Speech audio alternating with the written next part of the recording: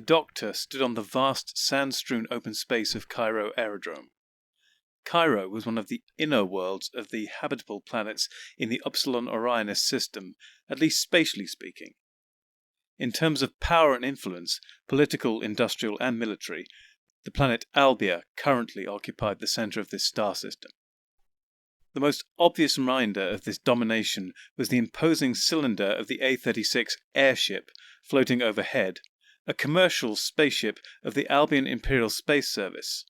Its nose was tethered to a mooring mast which contained a lift providing access to the ship itself. At the other end of this vessel, its vast tail fins sported the concentric blue, white and red circles of Albia, the powerhouse of this region of space. Due to accidents of this system's chemistry, possibly influenced by historical contact with higher dimensions, the Albion or Cairoan civilization had an unusually low level of technology for a spacefaring race. Through further historical accidents, the system and its people had also been unduly influenced by Earth culture and history, even though no human had ever set foot on these worlds. The combined result of this compounded serendipity was a culture with the aesthetics and technology roughly similar to that of the first half of the 20th century on Earth. The Doctor breathed in the warm, dusty late-morning air and looked around at all before him, smiling in satisfaction. He absolutely loved the place.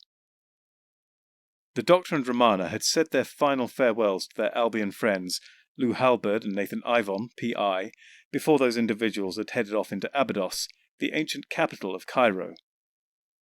For one thing, they had to check up on their third companion, Timmy Cowley, currently recovering from a serious injury in the Abydos Imperial Hotel under the very best private medical care. Secondly, they had to report back to Sir Arthur Buchan at the Albion Imperial Museum, and by extension, the Albion authorities. They had many rum doings to disclose. The TARDIS doors creaked open behind the Doctor, and out trundled K9, closely followed by Romana. The Doctor frowned when he saw her. "You've regenerated!" he cried accusingly, not a little shocked. Romana returned his frown, her own tinged with a little impatience. "Don't be ridiculous," she snorted back at her fellow Time Lord. "I just changed my hairstyle, and not by much either. I must say I'm surprised you noticed. Uncharacteristically observant of you. I certainly didn't expect you to think I'd regenerated. We neither of us are beyond changing our outfit and adornment slightly from time to time. And we don't need to burn a regeneration just for appearance's sake." The Doctor shook his head in mild irritation at this admonishment. Nevertheless, he could not quite keep the corners of his mouth from twitching. "Of course, naturally, and there's absolutely no precedent set for such behaviour." Romana huffed impatiently back at the Doctor, but there was a twinkle to her eyes as she slapped the Doctor's shoulder with the back of her hand. "Master, mistress, I await your instructions." K9 chipped in, almost as if impatient to be on the move. Romana and the Doctor turned to regard him curiously, each a little surprised by the interruption. "K9!" the Doctor exclaimed happily. "What's the matter, boy? Do you need a walk?" K9 whirred and chattered for a moment. "Master, I merely wonder where our next destination would be, and whether my services would be required." The Doctor smiled indulgently at the robot dog. "Oh, K9, I'm not sure what special tasks our next destination may have in store for you, but isn't that always the way?" "Affirmative, Master," K9 interjected, a little quickly. The Doctor frowned at what had sounded almost like a criticism, before brushing it aside and continuing. "As to the nature of that location in space and time, I do have an idea, but I would like to hear Romana's opinion first." Romana's eyes widened a little at the Doctor's unusual bout of consideration. Nevertheless, she could not resist a little dig. "I must say I'm surprised you didn't accuse K9 of regenerating. After all, he does seem to have endured a little makeover of his own." With this, she waved a hand towards the metal dog. Before K9 had reappeared outside the TARDIS, he had been wearing the Doctor's old scarf, wrapped several times around his body, and the chrome crown-like accoutrement of the FDSS, the four-dimensional stress set. Although the scarf remained, The multidimensional space-time Swiss Army knife device was now missing. The doctor shook his head impatiently. What must you think of me to imagine I could ever consider such a thing happening to a non-Gallifreyan, let alone a robot? Anyway, I was the one who removed the FDSS in the first place. Both the exterior and interior components installed into K9. Hopefully such a device will never see the light of day again. Romana cocked her head at him. Did you finally destroy it? The doctor frowned. Not exactly. I put it deep in a drawer in the TARDIS, out of sight and out of mind. Romana looked a little dubious. Didn't you say that the whole reason you disassembled it in the first place was because it was too powerful, dangerous, and tempting a device to have around? We have already seen the damage it can cause in the wrong hands. The doctor nodded grimly. Which is why we should never be tempted to use it again, and therefore it should be safe enough. However, we have seen occasions in the recent past where it helps stall or even reverse damage to our universe. And we know there are individuals and entities out there who could threaten the fabric of space and time, the whole of existence, if left unchecked. So better to have it for safekeeping, ours and the universe. Romana nodded her slow acceptance of his point. Anyway, the doctor continued more cheerily, didn't you want to hear my suggestion? I'm all ears, Doctor, Romana said good-naturedly. Nonsense, Romana, the doctor said in some confusion. That was your second incarnation. Then he smiled as his mind returned to his intended destination. I was thinking of somewhere I've never actually visited and yet have a friend there. I am speaking of Alpha Centauri. Romana considered the name thoughtfully, the ears comment already forgotten. That's a trinary system, isn't it? The doctor nodded enthusiastically. Exactly. That's where he is. On the planet of Alpha Centauri Prime, orbiting Alpha Centauri A, naturally. Romana nodded sagely. That's an awful lot of Alpha Centauri. I imagine it could get quite confusing. The doctor chuckled. Not for the likes of you or I, I'm sure, and the locals seem to cope well enough. No doubt. She agreed cautiously. And you say you have never been there? That truly is a galactic wonder. The doctor pursed his lips at Romana, a little peeved. Romana, there are 10 to the 11 stars just in this galaxy alone, and at least 10 to the 11 galaxies in the universe. I haven't quite exhausted them all yet. Romana gave a smug little smile at his irritation. Its proximity to the Earth and that system does make your overlooking it a tad more unusual. But let's not look a gift horse in the mouth. Onwards to Alpha Centauri. With these final words, Romana gestured to the TARDIS doors. The doctor nodded in good-natured acquiescence, but was then distracted by something over his companion's shoulder, standing on the dusty landing field some 30 yards away. It was the figure of a Kairoan woman in long black robes. They completely covered her from head to foot, even her face was largely concealed by a scarf of the same material. Only the odd strand of dark brown hair escaped from the edges of her turban, coupled with 2 dark eyes staring intently into his own. An eerie, warbling, wailing melody enveloped him as he stared back at her. Then he noticed a small shack nearby, just to the side of the line formed by all the spaceport's mooring masts. It was a hastily constructed, modest temple to Osiris, erected for the use of the native Kairoan workers, keen to observe their daily religious obligations. What is it, Doctor? Romana asked, turning her head to follow his gaze. The doctor shook himself. Just a curious local, he said dismissively, smiling at his foolishness. No matter how odd he found that stare, there was ultimately nothing unexpected there. We must make quite a spectacle, he continued. After all, we surely look human to them, and they will only have seen that species through images in their ancient Encyclopaedia Britannica. To some of them, it must almost be like history or legends come to life. Romana gave a chuckle. Angels walking from the Bible, she noted sardonically. The doctor shook his head, but also chuckled. Now, you know as well as I that neither of us are angels. Now let us finally away to new adventures. Affirmative, affirmative, affirmative! K9 chipped in excitedly. The doctor frowned down upon him. I wasn't talking to you, he told the dog gruffly. Nevertheless, he then allowed K9 and Romana to enter the TARDIS ahead of him before taking one final look round at Cairo. The doctor walked through the doors, and they closed behind him. The TARDIS made its uncertain entrance to the advanced metropolis of City Alpha 1, dithering habitually before finally settling on arrived. The scruffy blue box did look a little out of place on the wide and immaculate street in which it now stood.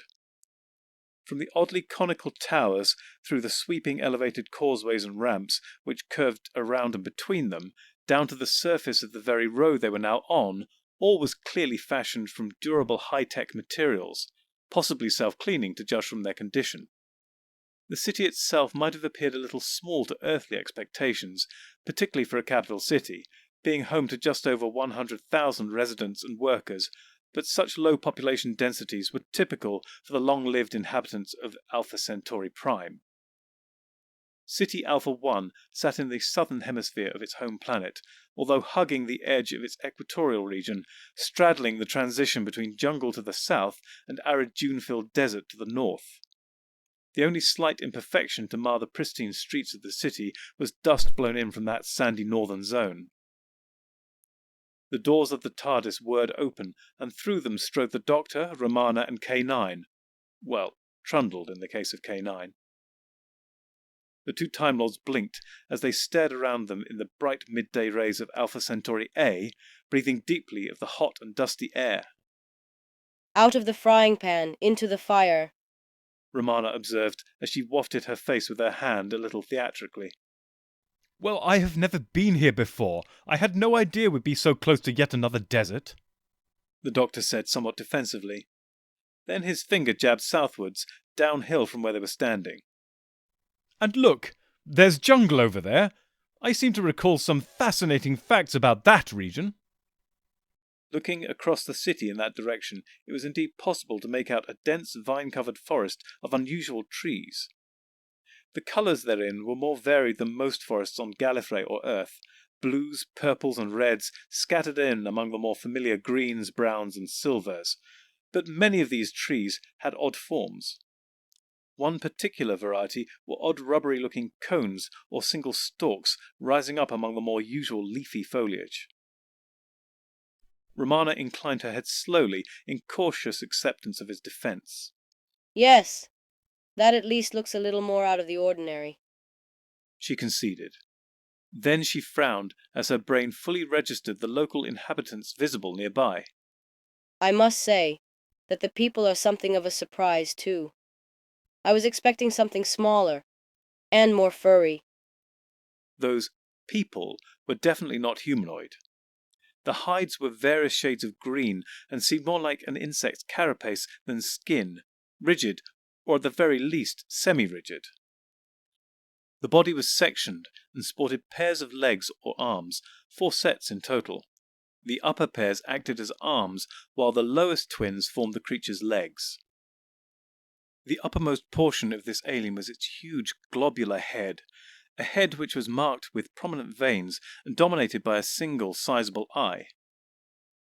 Ah, The Doctor said knowingly, a slight smile creeping into his features. you are thinking of the boloids, the small furry creatures of legend also native to this planet. These are the chittids who share dominion over Alpha Centauri Prime.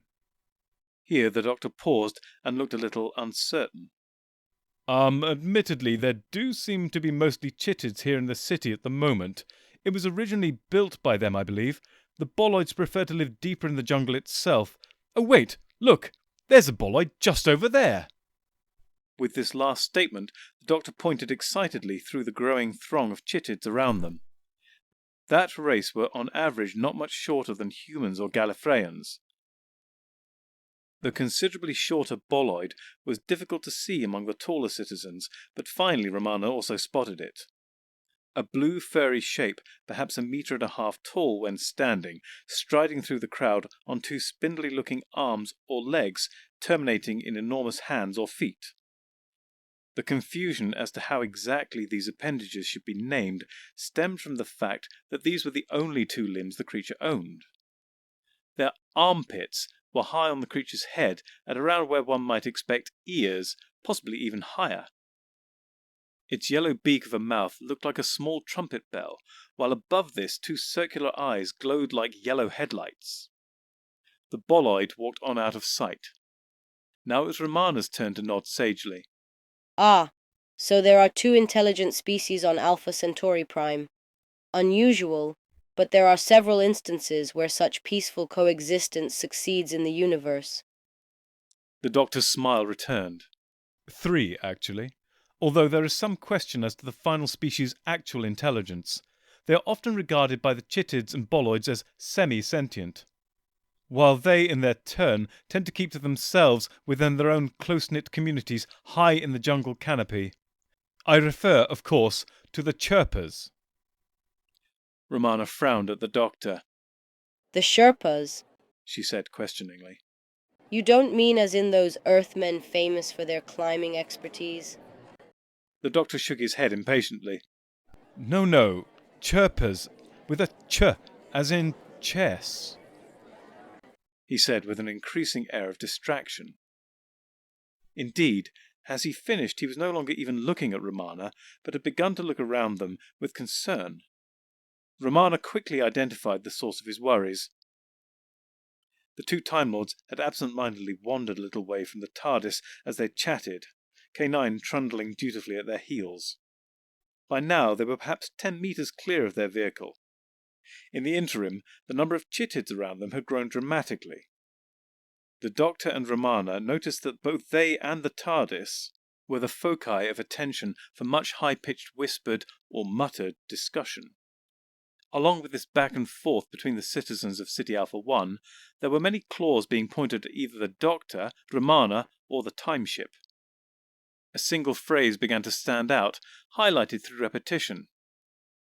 Without understanding why, both Gallifreyans felt an increasing sense of trepidation as they identified these words. The Saviour. The Doctor drew himself up to his full height and sought to calm the crowd by striking up a conversation. Greetings, good citizens of City Alpha 1. We are travellers in search of a friend, Alpha Centauri. Perhaps you might help us find him. This is Romana, my dearest companion. Oh, sorry, K9, you are very dear too. And I am the Doctor. With these final words, his plan to calm the crowd utterly fell apart. Cries of The Saviour! The Saviour! The Saviour! The Saviour! rang out now from all quarters, no longer whispered or muttered, but squealed in joyous recognition. The excited throng began to press in upon the 2 time travellers. Romana turned on the Doctor. I thought you said you'd never been here before. She cried desperately as they were both pressed and jostled by those around them. The Doctor threw up his hands in exasperation. I haven't! This must be some terrible mistake! Romana now turned her attention upon the nearest chittids. He's not the Saviour. She insisted crossly. He's a very careless Time Lord. This did nothing to quell the ongoing cries of The Saviour! one of the chittids closest to them, practically in their faces, shrieked. Only the Saviour would deny his divinity! The Doctor rolled his eyes crazily in frustration. Well, what chance does that give me? The first chittid's remark had seemed to spark a philosophical or perhaps theological debate. Actually, it was the companion, the ever-changing one, who denied him. This second chittid declared. There was much muttering from the surrounding crowd, either supporting or doubting this claim, or simply confused. Obviously, the companion would speak for the Saviour. The first chittid cried with zealous certainty. What else would you expect? This sparked further furious debate from the surrounding throng. By now, the two Time Lords are being jostled quite violently, if unintentionally. The Doctor bent his knees to slide down through the press to be closer to the metal dog. K9. He whispered urgently to him. Master? K9 whispered back. Go back to the TARDIS, get inside and lock the door. Guard protocol. Came the Doctor's hushed but barked order. Affirmative, Master. K9's response was still whispered, yet also chirped decisively. His antennae spun and his lights flashed, and it seemed at first he was just as blocked from the timeship as Romana and the Doctor. Then he rose straight up, floating over the heads of the surrounding chittids. It is a sign! Someone gasped, which was immediately followed by more sharp intakes of breath and repetitions of the proclamation. You'd have thought a technologically advanced culture like Alpha Centauri would have seen a flying robot before. Romana hissed behind her hand as K9 sat down in front of the doors of the TARDIS. The Doctor leant towards Romana, hands similarly raised to cover his words. Romana, let's not look a gift horse or dog in the mouth. He rasped with as much confidence as he could muster. Run! The crowd furthest from the TARDIS had thinned a little as it had flowed to a degree after the flying dog. This was the direction, away from the TARDIS and through the least dense press of people, that the Doctor now dragged Romana. With judicious use of shoulders and elbows, they successfully burst free of the masses and began to run north. The Saviour is leaving! A voice rang out from the chitted admirers. Wait for us, O Saviour! It continued loudly and shrilly. Lead us! Show us the way! The crowd surged after them, their insectoid legs propelling them with surprising speed. The two Time Lords continued to run through the streets, heading, they hoped, for an exit from the city and potential freedom. At the very least, a little privacy in which to gather their thoughts. The universe, it seemed, was in capricious mood today. Another small crowd burst from a side street just in front of them. These citizens were mostly staring at handheld devices. Some of the newcomers looked up and cried, The Saviour! He is here among us! Clearly, social media was spreading news of the Time Lord's arrival faster than they had anticipated or hoped for. The Doctor and Romana ran straight into this new group, unable to halt their momentum in time. The Doctor tripped over a chittid's foot, flying to the ground cursing in low Gallifreyan. Romana helped him to his feet, and he cursed some more as he realized he had lost one of his boots. My DM! He wailed in frustration and despair. Nevertheless, there was nothing he could do besides allow Romana to drag them both onwards in their continued flight. One of the chittids behind him had clearly discovered the Doctor's singular item of footwear. It's a sign! The creature pronounced in the high-pitched tones typical of their race. Behold the holy shoe! It continued. Bow down before it! All praise the holy shoe! Many in the crowd began to lower themselves and do exactly that. One of those gathered there upon the road was not so easily distracted, however. They pointed after the fleeing Time Lords and yelled, Never mind about that! The Saviour's getting away! Follow the Saviour! And so the chase was on again. Fortunately, the farrago with the footwear had allowed the Time Lords to put a little distance between themselves and their pursuers. This was in spite of the Doctor's now uneven gait, one foot still shod, whilst the other was only clad in a thick woolen sock. The Doctor consoled himself with the thought that at least the thickness of the woolen tube did offer some protection from the hard ground beneath them. The city was walled, a shiny metal barrier whose purpose was not immediately obvious. If it were for defence, it had remarkably large, open and unguarded gates. Indeed, there were no obvious barriers to close and fill the gap. The Doctor and Romana happily took advantage of this and left the metropolis. Ever since they had run from the TARDIS, they had been heading gently uphill. Now free of the city, this ascent persisted as they ran up the dusty road, climbing a hill on the edge of the desert. The runners were still close behind, but as the path curved around the peak of the mound, it did begin to block them from view. As the Time Lords continued their dash under the baking rays of Alpha Centauri A, they saw a small shack on the side of the road ahead, almost resting on the very top of the hill itself. Shack might have been an unkind description. while its size was very much in line with a 1 or 2 room temporary shelter or abode. Its materials were high-tech, as one might expect from the technologically adept Alpha Centaurans. In spite of its modest size, all was polished shining metal and tinted shade-giving glass or similar transparent material. As they ran past this dwelling, the door opened a crack. Doctor, quickly, in here! A voice piped out. Romana rolled her eyes. Is there nowhere you can go and not be recognized? She demanded exasperatedly. The doctor ignored this rebuke for the moment and instead turned to face the door. Alpha Centauri! He cried excitedly, and not without a little relief. Romana frowned at him. Yes, Doctor. I know where we are. You don't have to keep repeating yourself. The doctor turned and shook his head impatiently at her. No, that's not what I mean. I meant... Oh, never mind. I'll explain later. Quickly, inside. With that, he ushered his fellow Time Lord towards the door of this metal shack, and they both entered. The doctor quickly closed the door behind them, and they turned to regard their own personal saviour. As they did so, they heard the sounds of running chittids approaching the location of the shack, albeit faintly. The soundproofing of their refuge must have been of the highest quality.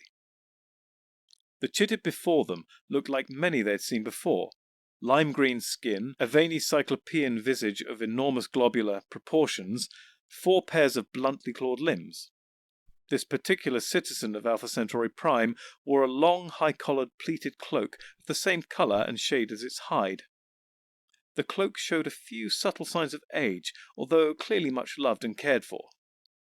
Alpha Centauri! The doctor said again with recognition, smiling warmly. Then his face dropped as he noticed Romana's frown of irritation. Romana, let me introduce you to Ambassador Alpha Centauri of the Galactic Federation. Romana continued to frown at the doctor. Very pleased to meet you. She said hurriedly to the chittid before rounding on her fellow Time Lord. And why do you keep calling her Alpha Centauri? It's like running into a Dalek and saying, "Hello, Skaro." Not only ill-advised, but also imprecise and possibly a little racially insensitive. Him. The doctor corrected brusquely. And it's what I've always known him as since we first met. Romana shook her head. Maybe, Doctor.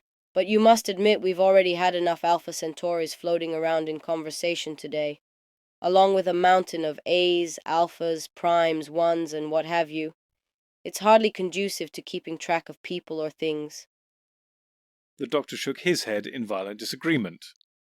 Nonsense! The people of the chittids and the boloids are most systematic individuals, and this is reflected in their nomenclature. For example, there are 6 major cities on the planet, all named in the same fashion as City Alpha 1.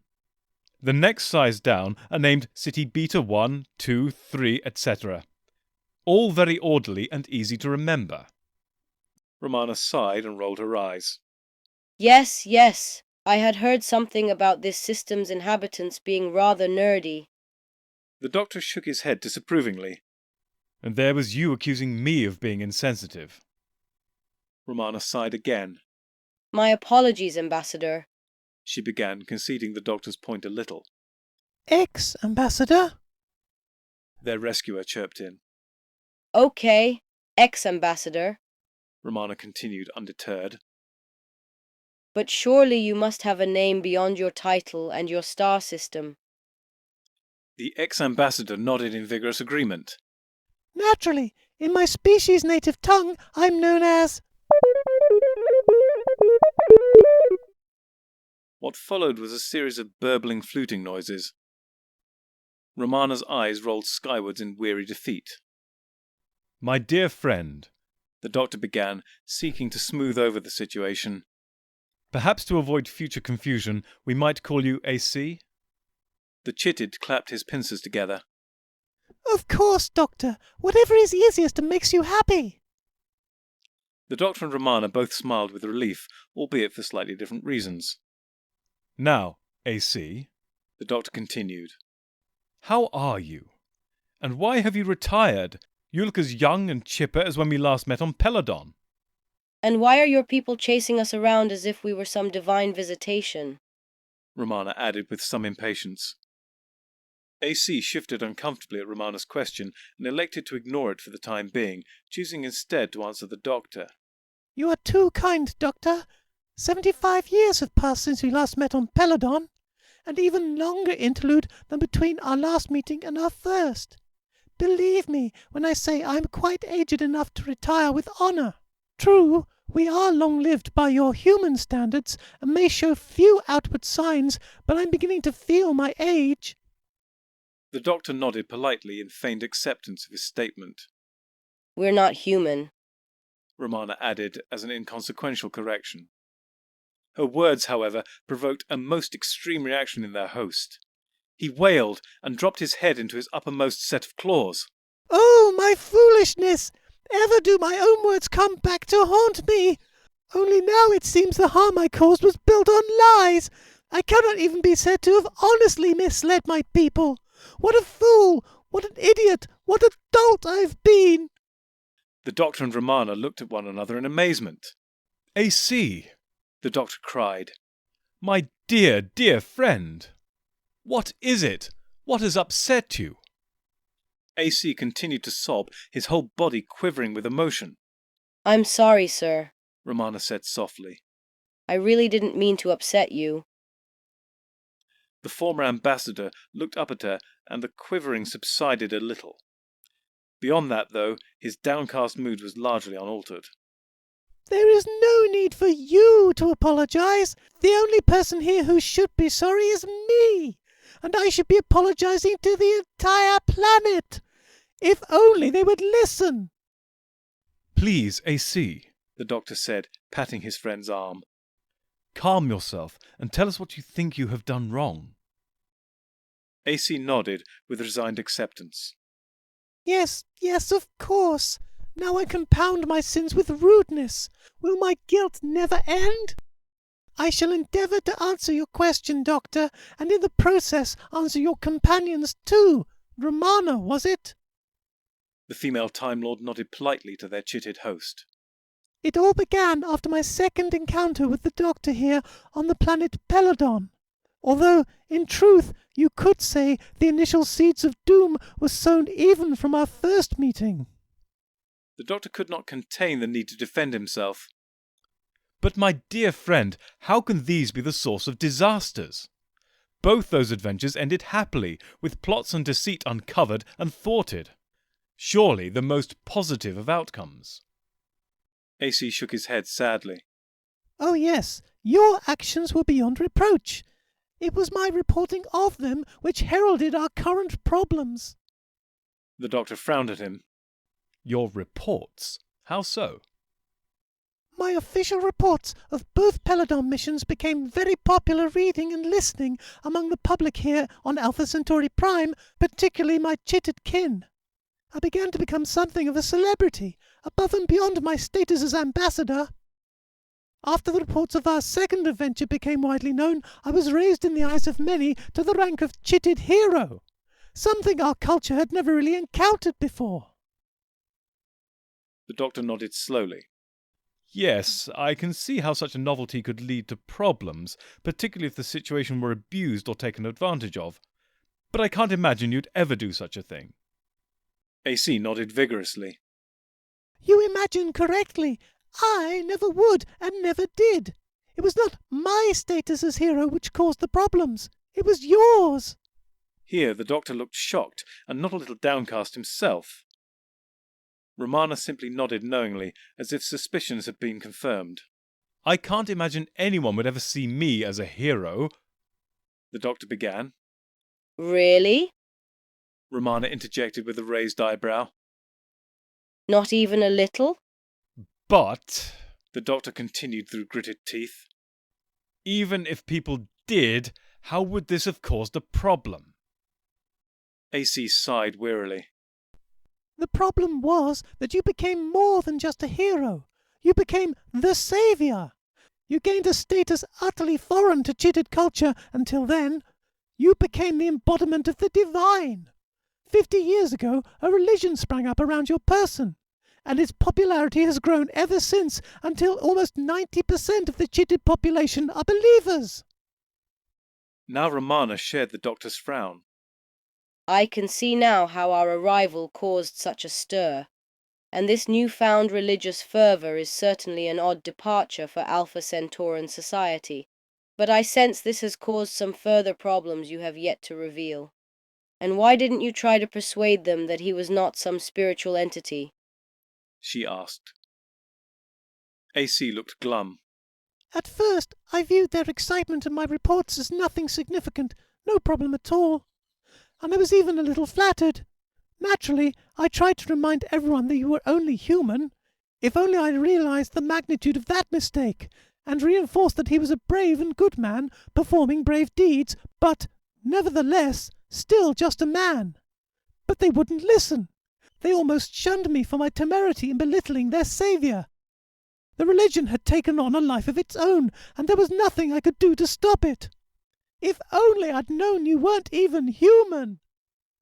When my companions and I landed on Peladon each time, everyone we met just assumed we were human, the doctor explained to Romana. And naturally you did nothing to correct this misunderstanding. Romana asked skeptically. Well, the doctor said a little sheepishly. The first time it proved a useful disguise, and by the second visit it was impossible to remove that disguise without creating a diplomatic incident and further complications. Romana nodded sagely. Oh, it is clear no further complications have arisen, she pronounced wryly. The doctor harumphed. Fine. AC, how did my humanity cause later problems? Once more, AC shook his head sadly. The people began to associate all humans with your divine status. It was ridiculous. We had been out among the stars long before the first primitive Earthships made contact. We had been a founder member of the Galactic Federation, which they only later joined. But suddenly they had newfound power and authority over us.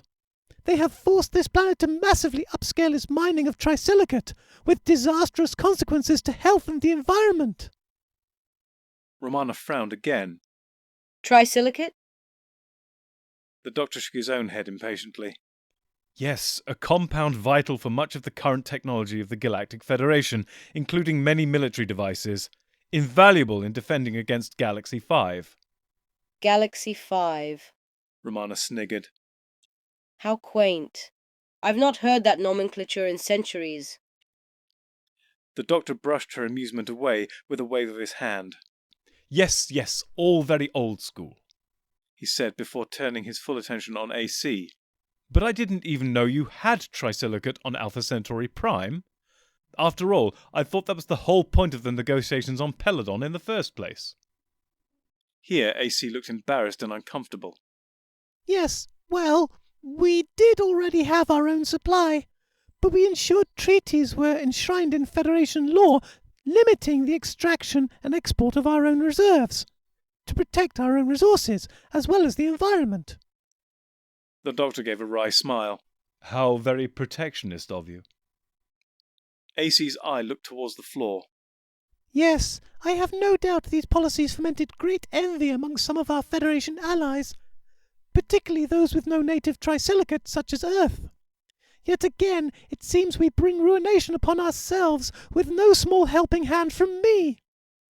I have to show you the devastation the Earthmen are causing, the harsh labour conditions, and the laying waste to the jungle. You must come with me and meet Bimbor, chief representative of the Boloids. The doctor and Romana exchanged dubious glances, each sharing similar misgivings as to the effectiveness of this plan.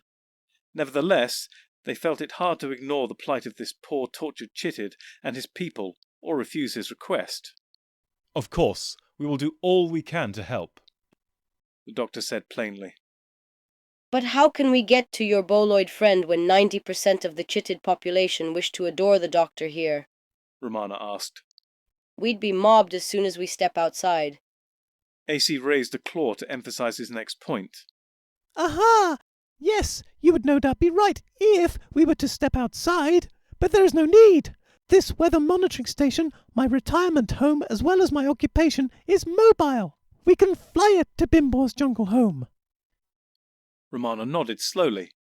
Ah, so this shack is in fact a vehicle. At this, AC looked a little shamed once more. Yes, oh how the mighty have fallen. The once proud ambassador reduced to living in a mobile home. The doctor held up a hand to soothe him. Nonsense! There's absolutely nothing wrong with mobile homes. Wouldn't you agree, Romana? Romana began to waggle her head sceptically before catching the doctor's frown and morphing it into a vigorous nodded agreement. She also almost successfully hid her smirk. AC moved to a section of wall and pressed a discreet button. The entire surface turned into an array of touchpads and displays, including ones giving views of the outside. The chittids who had been pursuing the doctor and Romana had long since moved beyond the peak of the hill. They had, for all the Time Lords knew, probably dispersed. However, flying did still seem the surest way of avoiding further obstructions. AC pressed a control, and with the slightest of hums, the shack shot straight up into the air. The two Time Lords had felt no evidence of motion and looked at each other somewhat impressed. Inertial dampeners, AC explained. My home, like me, may be getting on a bit, but it was the height of technology in its day. The shack now began to fly south, passing over the glittering metropolis of City Alpha 1 and on to the edge of the jungle. A shudder ran through the vessel. Oh no! AC shrieked in panic, waving his claws in the air. I am a fool! Why didn't I do a systems check first? The mass repulsors are failing! Romana stared at the doctor. What does it mean? She asked desperately. I believe The doctor responded grimly. it means we're going to crash. As if to reinforce his words, the view screen showed the dense jungle rushing up to meet them.